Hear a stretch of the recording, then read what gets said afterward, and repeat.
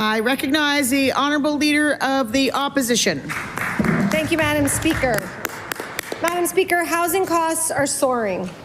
Power bills have gone up by an average of $400 per family in this province and will soon rise higher. Under this government, the number of Nova Scotians living in poverty has risen by 59%. And our poverty rate is the highest in the country. My question to the Premier is, why won't this government take action to lower people's power bills?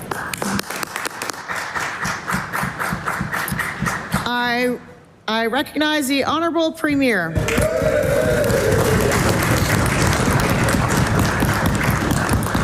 Thank you, Madam Speaker. And the fact of the matter is we've taken a number of steps. If not for the steps that we've taken, power rates would be significantly higher in this province. As we continue to take steps. And as we take steps, the opposition, the NDP in particular, they try to block it. They try to vote against it. They tried to block it when we cut taxes to the tune of $500 million for Nova Scotians. They voted against that, Madam Speaker. They tried to, when we took the tolls off, they voted against that. When parking free at hospitals, they voted against that. School lunch program, Madam Speaker. The list goes on and on. We are working on behalf of Nova Scotians. We know there's work to be done, and we will keep doing it, despite the objections, despite the attempts to block us by the NDP, Madam Speaker.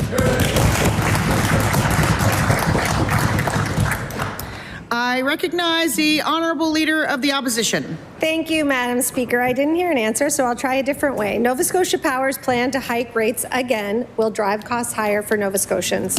At a time when everything is more expensive and after a recent data breach that put our personal information at risk, this is the last thing that Nova Scotians need.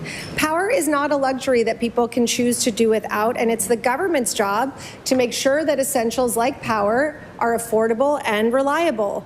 With a $1.2 billion deficit, this government has been spending taxpayers' money at record levels. Why won't they help families afford their heat this winter?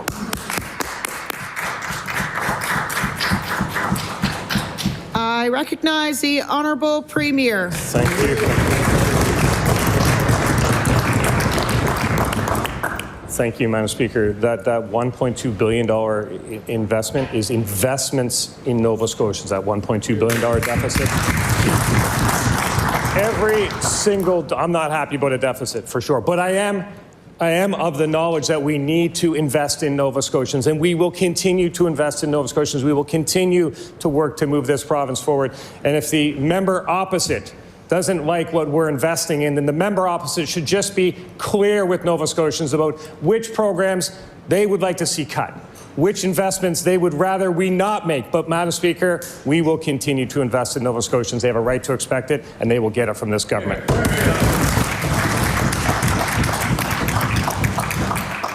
I recognize the Honourable Leader of the Official Opposition. Thank you, Madam Speaker. $1.2 billion of debt and a 59% rise in poverty doesn't sound like it's doing very well for many Nova Scotians. We have proposed regulatory changes, a low-income power rate, a utility ownership study to make power more affordable for Nova Scotians, and none of this has happened. Now we are calling for a 10% rebate to give people a break on rising costs. Other provinces have stopped corporations from keeping private information for no reason and have given people more protection under the law if data has stolen and it has not caused chaos. Why does this government think that Nova Scotians deserve the bare minimum and not the solutions that are on the table? I recognize the Honourable Premier.